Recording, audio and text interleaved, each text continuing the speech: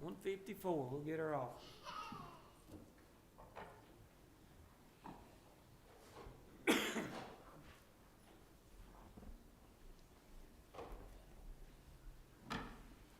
That's Brother Clyde, if he would. Bless her off. Lord, we praise and thank you again for another good day you give us, Lord. And what Lord has to say, and then give us the privilege to give us the house, Lord, for all our brothers and sisters in need. Thank you for your number out here tonight, Lord. Realize that many would love to be here tonight. So many will go by and give them a good night's rest. I thank you. You give us the privilege to be here. Now we pray you to be as part of the service. Bless those that have to give, those that don't. Bless them more abundantly. In Christ's name we pray. Amen. Amen.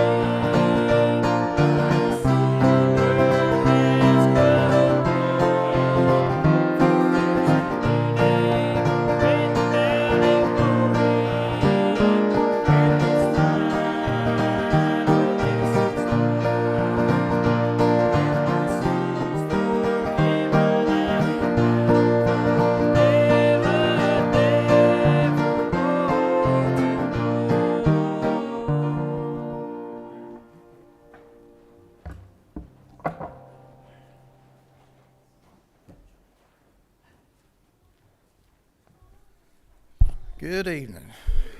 Welcome everybody out. It's a wonderful, wonderful number on a Wednesday night.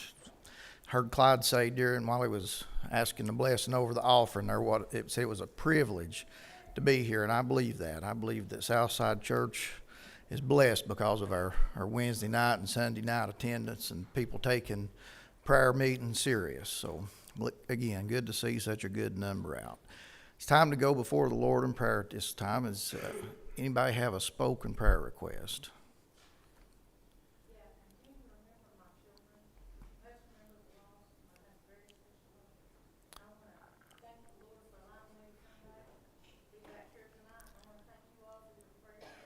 Yes. It's good to have Pat back. Just remember Kevin and Tiffany and Corbin as they're on the road, and let's pray for a very good trip, good visit, and maybe get some answers over the next couple of days. Let's really keep them in our prayers. It's not just our pastor, that's our family. So really keep them in your thoughts and prayers this week. Any other spoken request? Just remember that. Remember this. Any other spoken request? Remember Sharon's request.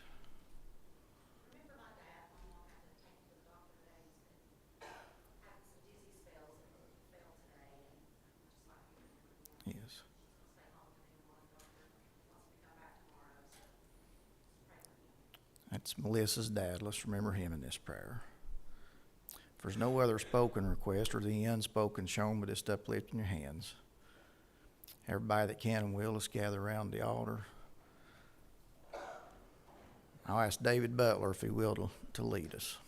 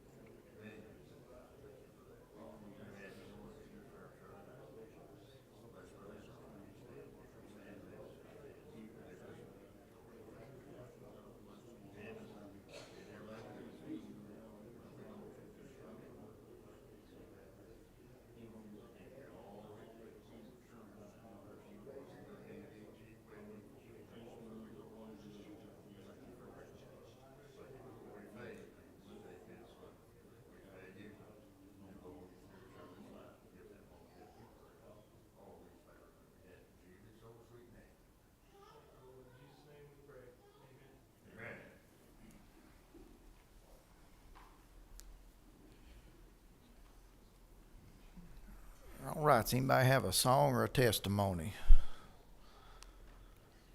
We've got a real treat again tonight. Alvin's going to be teaching for us. I hate to ask him to sing and teach, but I'm going to. Would you care to sing us a song before you?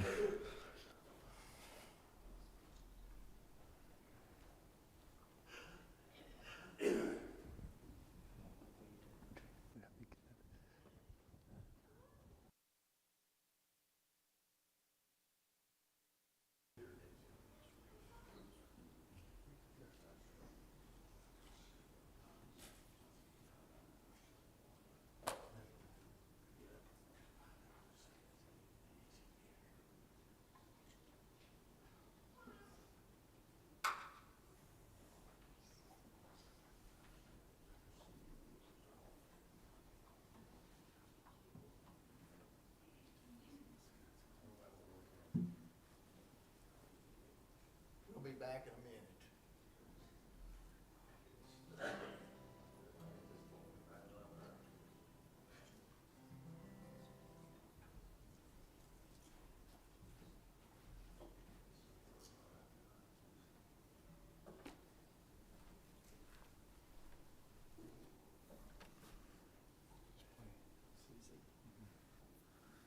So just sing Potter and the Clay again tonight. I sang that a lot, sang it for many years, but that is my desire, just to be, as the clay is in the potter's hand, to be that in the hands of the Lord, obey his will. Desire your prayers.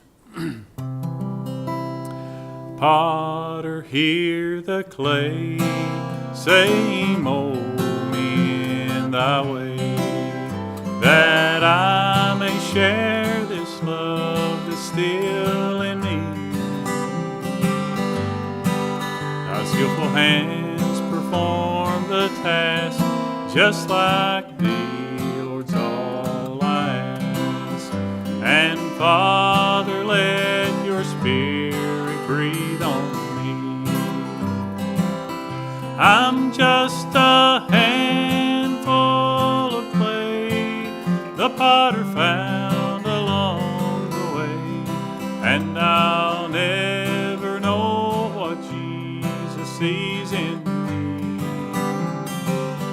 But I won't try to understand, just be yielding in your hand. And all I ask, dear Lord, is let me be like thee. Now my trials to strengthen me, let others see my faith in thee. Dear Lord, don't let me be away too far. My vessel filled up to the rim, spilling your love all over them. Just like thee, I long to be, Lord, that's all. I'm just a handful of clay the potter found along the way, and I'll never know what Jesus sees in me. But I won't try to understand, just be yielding in your hand. And all I ask, dear Lord, is let me be like thee.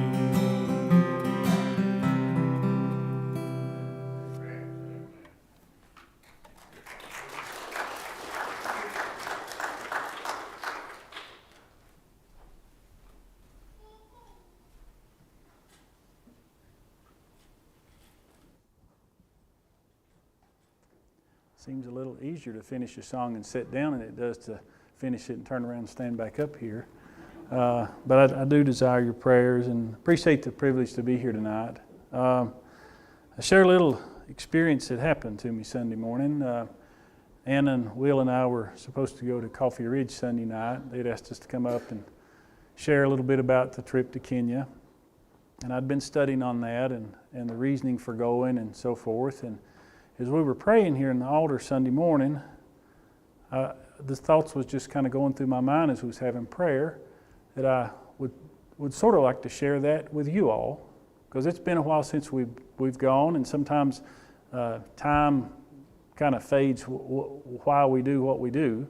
Especially it's been 7 years since we've been there, but I thought, well, I don't want to take time away from Kevin's preaching. You know, I wasn't going to ask him to share.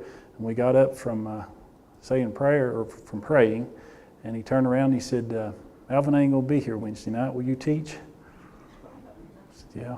I thought, well, maybe this is the opportunity the Lord had in place for us to talk about that a little bit. And I certainly appreciate all the support you all have given us, the encouragement, the fundraiser, the monetary support, but the prayers that I'm confident you are already praying for us. And encouragement, I do appreciate it.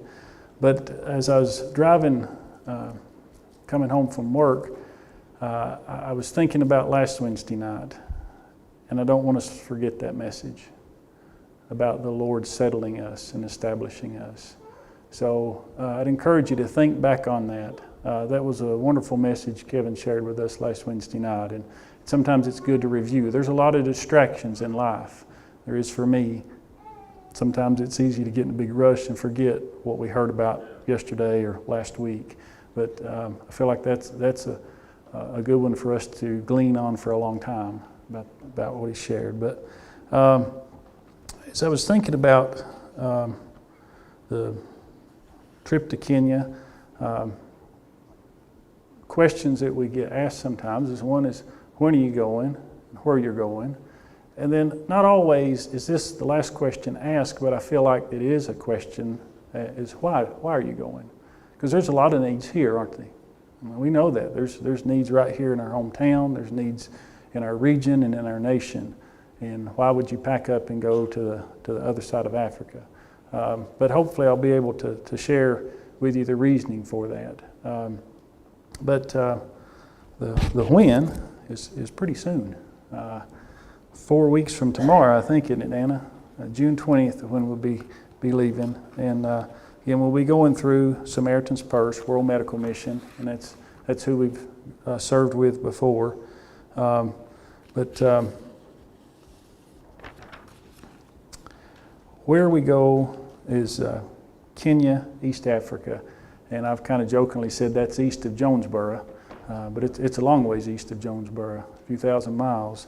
But Kenya is on the eastern coast of East Africa, and the equator runs right through the middle of it. It's kind of a unique place there. That population, what I could find online, was around 56 million people in that country, and I can get lost in numbers sometimes. You know, when you get, I know what a $10 bill is, and a $20 bill, and a $100 bill. But you start getting up in the millions, I get lost in a hurry, and that's the same way with people. You know, we had close to 300 people here for the Easter play. That's a lot of people to me. You know, then you start thinking about stadiums and so forth. But 56 million people, that's a lot of folks. One source says that 2/3 of those people in Kenya live in poverty, and it's poverty a little bit different than what we're accustomed to. That's roughly $3.20 per day. That's what they survive on. That puts it in a different perspective, don't it? And Solomon told me that a lot of people, the last time we were there, I think he said a lot of people that live around that hospital live on about $1 a day. They live off the land, kind of, you know, grow some corn and maybe have a goat to get milk from. Some people have cattle, but it's a very, very poor area that is in great need. And the hospital is, Tenwick Hospital was established in 1937. Kind of started out as a dispensary from the way I can understand it, but it's grown to be a 400-bed facility located there in Bomet. And it's the primary hospital for that area's 1 million people. And that's also people from other parts of the country get referred there because they have general surgery, OBGYN, ortho, and neurosurgery available. Not all the hospitals there have those services available, so a lot of people come there. And again, to help put it in perspective, Johnson City Med Center, what I could find, runs about 445 beds. Now, of course, those are private rooms, right? We'd be upset if we went and had a semi-private room. Most people would, wouldn't we? We like our privacy. We're Americans. I am too, don't get me wrong, all right? There, I think I know of 2 rooms that are private. One of them, even it was semi-private, so a lot of it's wards. And I've even seen semi-private beds. I've seen more than one patient in a bed. So we take a lot for granted. You know, I mean, I never heard of that till I started reading about going there the first time and actually saw it. But the Tri-City region runs about 598,000, or almost 600,000 people in the Tri-Cities region. So imagine 2 times that amount of people with only one major hospital. And then as far as the orthopedic part, what I could find, there's only 60 orthopedic surgeons for the entire country. So that's 56 million people, and according to the math that they had, that's a ratio of 1 per 550,000 people. So it'd be like about 1 orthopedic surgeon for our whole Tri-Cities region. So I don't know if you've tried to call the office and get an appointment lately, but it's hard to get in, and we've got probably 60 or more just in the Tri-Cities. Okay, so you imagine the needs that are there and the amount of trauma that occurs from road traffic accidents and so forth. So there's a tremendous amount of need what we do when we go, you know, I work as a a physician assistant here, and that's kind of what I do there. Sometimes I help in the OR, sometimes I just work in the clinic, depending on what the needs are.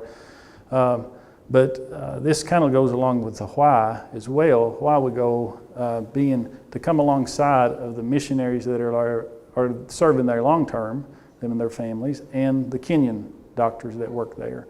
So I thought about that scripture back in Exodus 17, when Joshua was fighting a battle with Amalek. And Moses went up on the hillside. And when Moses would raise his hands, the Israelites would win. When he got tired and his hands come down, their enemies would win. So what happened? You remember that story? They did. They got us rock. And they set Moses on it. And Aaron got on one side, and he helped Moses' hand up. And Hur got on the other side, and he held his hands up in Joshua, and the Israelites prevailed. And that's kind of the way I look at what we're doing there, is we're just going alongside of those folks that are there day after day, and we're just helping them, giving them some relief and encouragement, hopefully, to help continue in doing what they've been called to do. Some people consider Christianity the white man's religion. I don't know if you've ever heard that, because most of us are white here, right? Just in our little culture.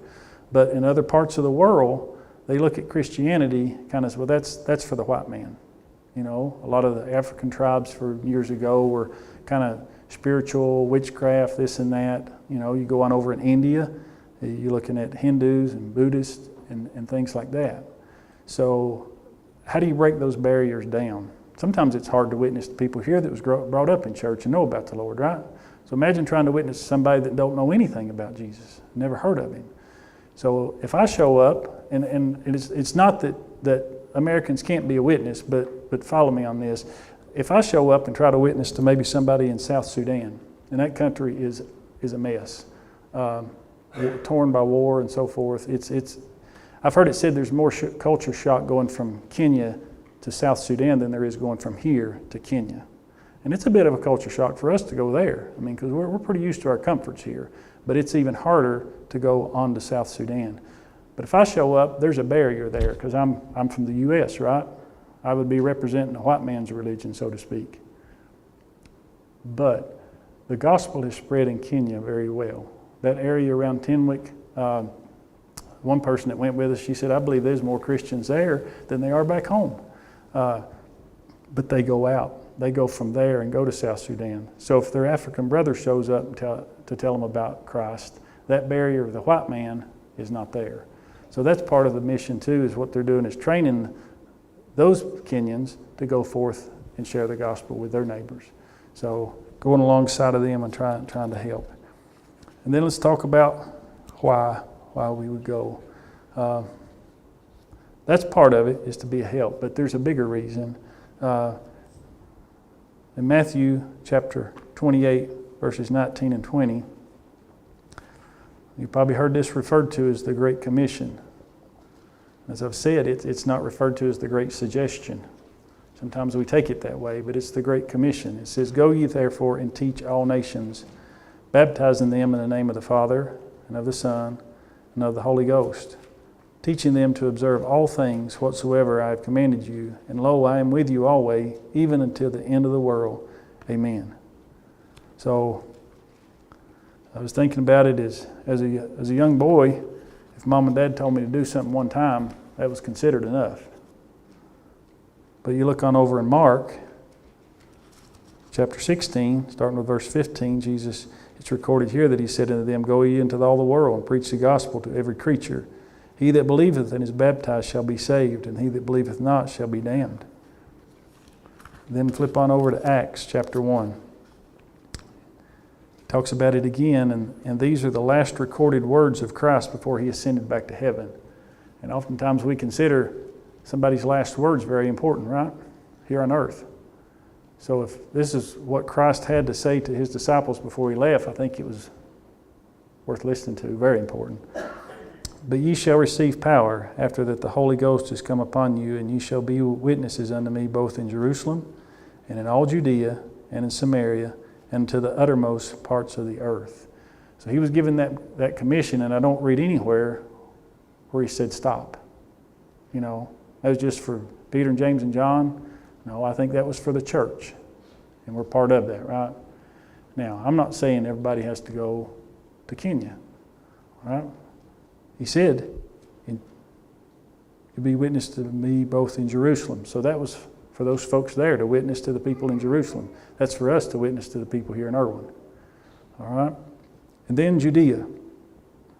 That would be kind of like the whole northeast Tennessee. I kind of think of it that way. Northeast Tennessee, maybe western North Carolina, and this area. And then Ann and I was talking about this a few weeks ago, and it says, and to Samaria. And I know that's a geographical area, but I also think there's another meaning there. What was up between the Jews and the Samaritans? Did they get along real well? Not at all, did they? But Christ said to go to them. And I dare say there's probably some people in our country and maybe in our town that we don't agree with politically.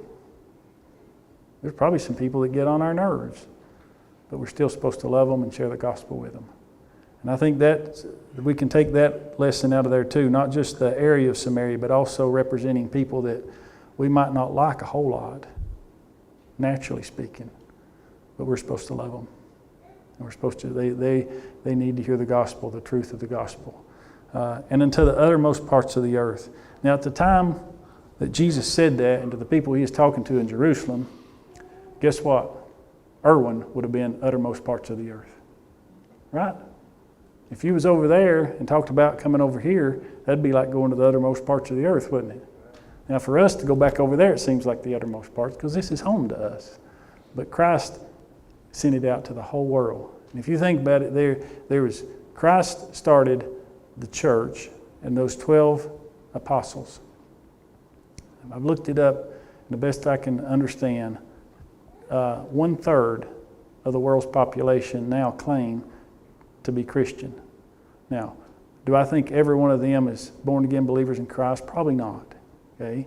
But they at least have a Christian worldview and understand what Christianity is about, versus starting with 12 people over 2,000 years ago. So it's spread amazingly.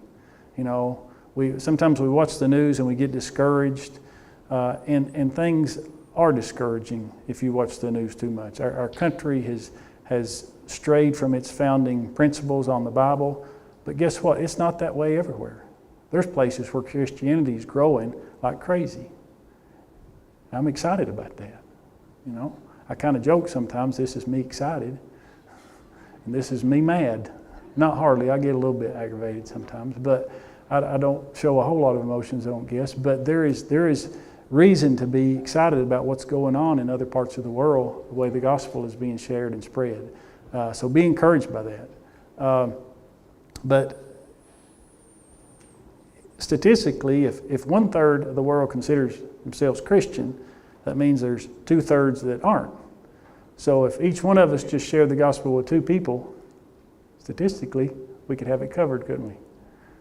Now I know there's parts of the world that don't have any exposure to the gospel versus what we're saturated here, and we take it for granted a lot of times. I do, but the commission is there for us, whether it's here.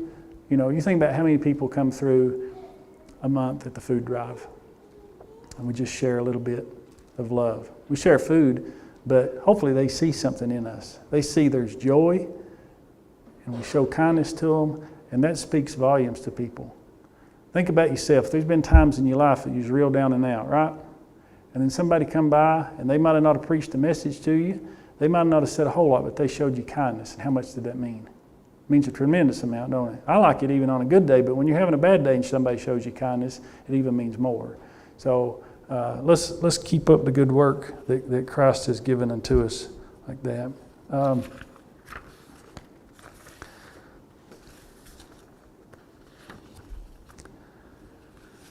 Again, I appreciate the encouragement you all have been to us.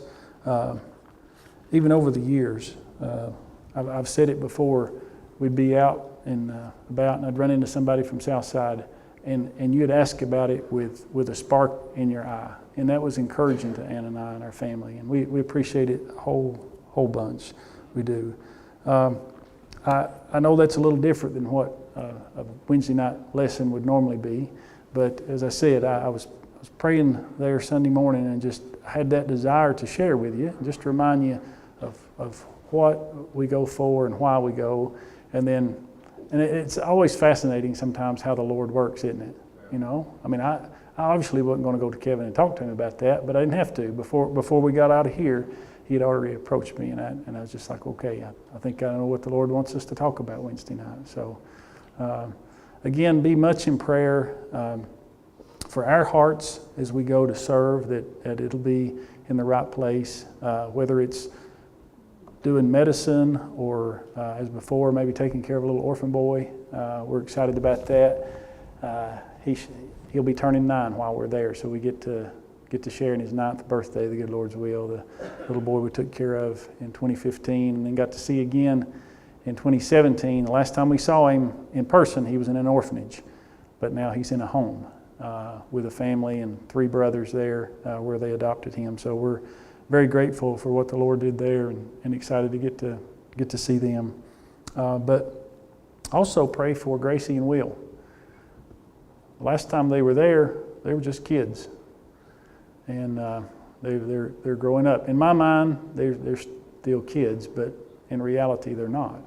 And I imagine this trip will look different for them. And I don't know what God has prepared. We're for them to serve either at the hospital or maybe in the village there. But I pray that it will be a growing experience for them, both naturally but also spiritually. You know, that the Lord will use them to be a help, but it'll be a help to them also. And up there at Coffee Ridge, I asked if anybody had any questions, and I'll do that tonight. We're just family. I guess we're on the World Wide Web, and that's a little intimidating to me, but if you got questions, I'm happy to try to answer them now or afterwards. If there's something on your mind that you want to talk to us about, I'd be happy to talk about that. You know, it is when there's something you love and enjoy, it's easy to talk about it. So, does anybody have anything? How long does it take you to get there, and what cities do you go through getting there, and how long are you going to stay? Okay. If you didn't hear, how long does it take to get there, and how long are we going to stay, and what cities do we go through? And it's probably been different each time as far as the travel route. This time, it'll be the first time that we can fly directly from the United States to Kenya. We've never been able to do that before. We've always had to go through either Europe or we went through the Middle East one time through the United Arab Emirates. But this time there is a flight from JFK in New York directly to Nairobi. It's a 14-hour flight going. So we'll drive down to Charlotte and fly from Charlotte up to JFK, and then head over. June 20th is when we're leaving. So you land in Nairobi, which is their capital city. And to me, that's about the most intimidating part of it. Because you put me in about any city with 4 or 5 million people, I'm a little bit uncomfortable. You know, I like Rocky Fork and Unaka Mountain and Flat Top Mountain. But 4 or 5 million people is a little intimidating to me. But we go through there, and then it's 4 hours from there out to where the hospital is in the little town it's located near. And there's one decent-sized city that we go through out there, but most of it is just rural area. And it's paved road all the way to the hospital. Now, once you get off that, the paved roads go away really quickly, and it's not much even gravel roads. It's just kind of rock bed. And that's where a lot of the injuries come from, because there's not a lot of people that own cars in that area. But they've imported a lot of motorcycles, and it's just a little basic, maybe 100cc motorbike with a big seat on it, and they turn it into taxis. So there's 3 and sometimes 4 people riding on that motorcycle. And then, you know, on rough roads, so there's wrecks all the time, and they come in with, you know, bones sticking out of their leg or their thigh, and it's a tremendous amount of trauma from that. And we'll be gone for 3 weeks. So leave June 20th and get back July 13th, I think. So did I answer all of those? Did you set the time on that, or is it how much you're allowed to be there? You can kind of, through World Med, you tell them you're available to go, and you can kind of give them some dates and guidelines, and they try to pair it up when when there's needs, they'll get in touch with the hospital and say, do you need somebody at this time? And if summertime, more people tend to go because we've gone mainly in the summertime because Gracie and Will would be out of school, so they probably have more visiting staff during the summer than other times of the year. But I guess the first time I went in 2011, I went by myself, but I planned to go, and they emailed me and they said, we don't need you at Tenwick Hospital. And man, you talk about taking the wind out of my sails. I was just like a little kid inside. I was like, well, goodness, I really wanted to go there, I felt like the Lord had orchestrated that, and they didn't need me. They said, we can help you find somewhere else to go if you want to. I didn't say this, but in my mind, I was like, I don't want to go anywhere else. I want to go to Tenwick, But I just said nothing. And in a few weeks, they emailed me back, and they said, we don't need you this summer, but we need you in the fall. Can you come in October, I think it was. And the Lord worked it out where I could go in October. And looking back on it, I may have shared this with y'all when I came back. Grandma was up here in the nursing home, and her mind had changed so much that there was times I'd go and I don't think she knew who I was. But while I would have been scheduled to be in Kenya, I was visiting with her, and it was one of the best visits I'd had. I think she recognized me, and we had a really good visit. And then she passed like a week later. And it was just so special to me that even though that's such a small thing, God knew that. And I'm not saying that's why He kept me from going in the spring. I don't know the mind of God. I'm not pretending to speak for God on that. But it makes me smile inside to think that He cares that much about the details of our lives. And He knows us that well. He really does. So there's times, other times they've asked me, when can you come? They asked us, I guess in 2013, if we could come for 6 months. And we prayed about it and talked about it. I was working in Greenville then, and that would have been hard for me to leave. And we talked and prayed, and we went for 6 weeks at that time. But I prayed a lot during that time about, Lord, do you want us to go full time? And that was, sometimes it's easy to sit in church and somebody come by that's been a missionary for a long time and you hear their stories and you get fired up and you think, I'd like to go do that full time. But when the rubber meets the road and you're like, Lord, do you want me to quit my job? You want me to sell our house and move my wife and 2 kids to East Africa? It was pretty sobering. And I tried to be as honest with the Lord as I knew how, and was looking for an answer and searched for an answer. And one of the men from Samaritan's Purse that was working with us at that time, he came and had dinner with Anna and I in Johnson City. And he said, Alvin, I don't think you'll get your answer until you get back. And I thought, well, that's an odd thing to say. I didn't tell him that, but I did think it. But he was right. I don't know why he knew that or how the Lord had revealed that to him, but didn't get an answer. We were there. It was a great trip. Coming back, went back to work, and a few weeks later I was driving down 107 and turned off and was going over to the hospital.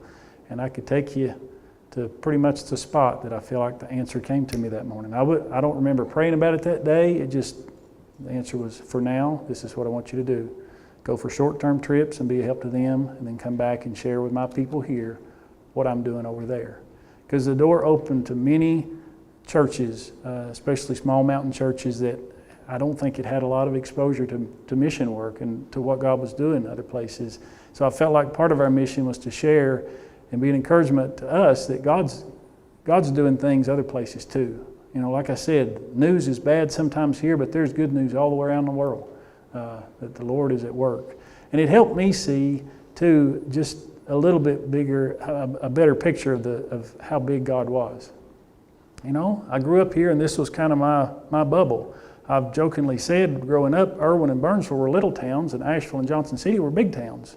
And that was pretty much my exposure. I mean, I'd been through Knoxville a time or two, and I knew New York City had to be a lot bigger, but that was my reference points, And to go there and see what God was doing in Kenya and East Africa, it encouraged me and helped me to realize that, the Lord loves us, but He loves everybody else too, And He's doing a work, His plan is perfect, and He doesn't need me.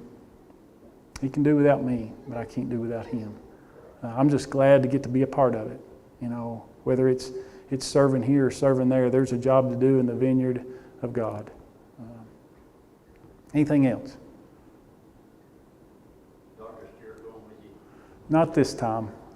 No, he went with us in 2015, he and his family. He asked if Dr. Stewart was going, the man I work for. There's a mission hospital down in Honduras that he's been to since, and he and that doctor keep in touch. When that guy's got a case that he has questions on, sometimes he'll send x-rays or stuff to Dr. Stewart to ask questions on how it would be best to fix it, and they're planning to go back to that hospital. So I don't know if they get to go this year, but he's hoping to go back there. But I wish he was going with us. Does Dr. Aiken ever go, seniors he go? He has been to Africa on mission trips, but I don't think he's been to this hospital. Actually, he's going, I think he and Sean are going to Guatemala on a mission trip. They get back like the week before we leave. So they'll be gone for a week. They had a revival over there, above one stop up there, Mhm. and they was natives that had drums. You remember that? Mhm. And he was helping them. Okay. And get them. Yeah, I think I do remember that. There were some folks, yeah. They were having a revival there, and they had him for one night. Mm-hmm.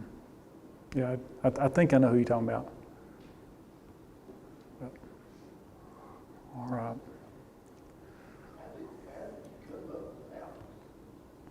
Say again? With meeting Samaritan's Purse? Is that what you said? Oh, Africa.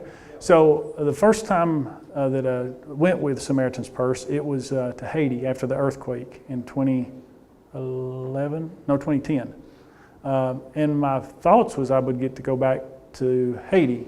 And it ended up that the needs for orthopedics kind of went way down and the need for medical people went way up. And I mean, my experience has pretty much been in orthopedics. I don't know, you know, if you got diabetes or high blood pressure, I'm glad there are people who know how to treat that, but I've forgotten a lot about that since I was in PA school. Gary knows how people that work in orthopedics are. We just kind of live in that little bubble. And if it's anything out of that, we want somebody else to take care of it real fast. But I went to a mission conference in Johnson City through Christian Medical and Dental Association in 2011. And the last speaker of that conference was Dr. Russ White, who's still serving at Tenwick Hospital. And I'd heard stories of Tenwick, but I'd hoped that maybe someday I'd get to go, but that really wasn't even on my radar mentally at that time. But I wanted to talk to him afterwards. He gave a really, it was one of those talks, and this is what I shared to him. I said, I felt like if I'd have been the only one sitting in the audience today, you'd have still had to share the same thing that you shared, because it really spoke to me. And he said, what do you do? And I said, I'm a PA in orthopedics, and his eyes got bright, and I thought, well, that's odd, because he wasn't an orthopedic surgeon. He was a general surgeon and did thoracic surgery. He said, we lost our orthopedic PA. He said, how would you like to come to Tenwick? And that's how it started.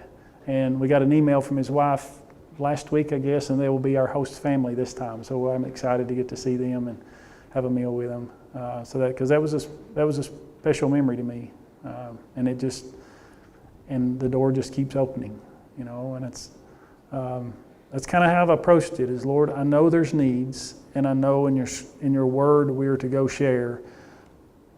And even though there's times that I may not be as excited about it emotionally as I was that first time, you know, my approach to it is I know there's needs and I know it's biblical, and if God, at any time you don't want us to go, you close the door, you know. Because that was something I learned on that first time when they said, you know, I was all excited about going and they said, no, we don't need you.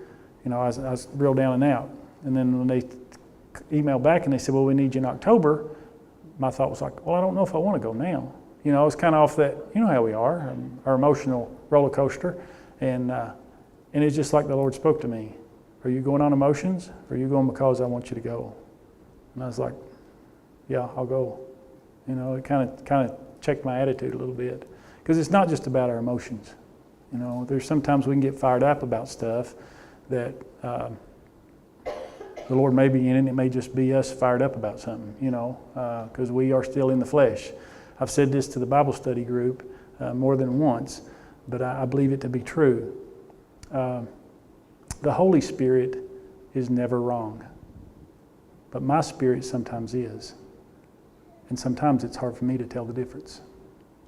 I don't know if it's that way for you, but there's sometimes I can get my emotions worked up about something. Even it may be something good, but I may be excited about it and want to go a route, and it may be me excited about it rather than the Lord pushing me to do that. And I feel like it's important for us to seek God in prayer and through His Word before we jump somewhere. And another thought that I've had too is, Ann and I have met some resistance on going to Africa early on. This was my thought. Is it better to be out of the will of the Lord in Irwin or in Africa? That's a hard question, and I don't want to be out of His will nowhere. Somebody asked me that first time, and they said, "Aren't you afraid you'll get killed?" I said, if October is my time to leave this planet, I'm going to leave whether I'm in Irwin or in Africa. God is in control of that. I'm not. And I believe He gives us common sense to do, not to do things crazy just to tempt Him. But at the same time, it comes down to the matter, do we trust Him or not?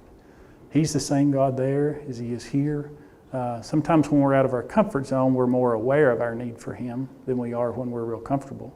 But He's, and there's been some great lessons that have increased my faith through that, because I've been very blessed. I've been blessed with a good family and a good wife and good church families.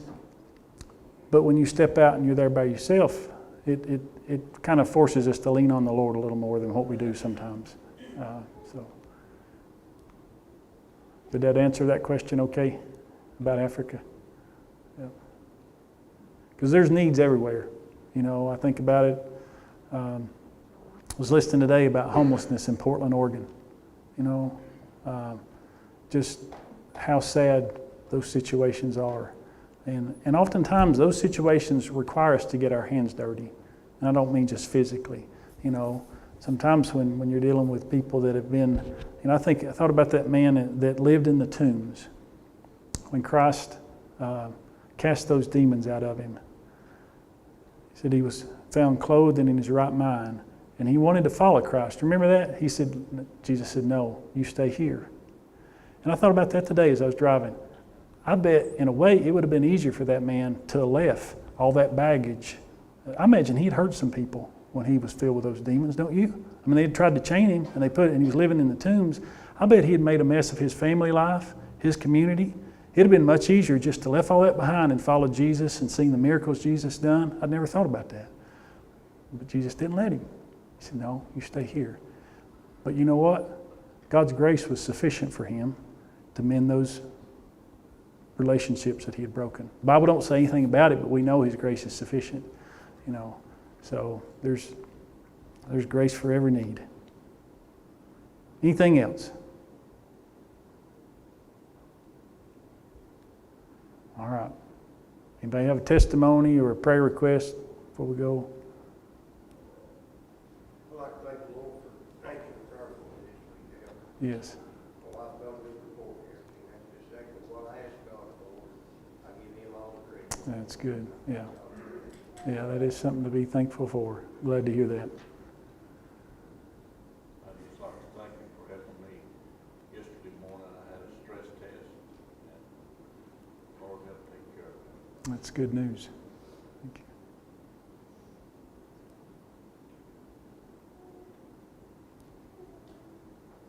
All right. For us, we'll be traveling this week. Okay. And as JP mentioned, be much in prayer for Corbin and Kevin and Tiffany, both as they travel and as he sees the specialist there. Let's also remember Bible school coming up. Yep. Remember Bible school. I'm still 2 adult teachers short and a teenage class teacher short. Yep. That's part of that all into all the world. There'll probably be some kids here that aren't here on the regular Sunday morning that need to see some love. So pray about that. Remember Miss Lewis. Yes.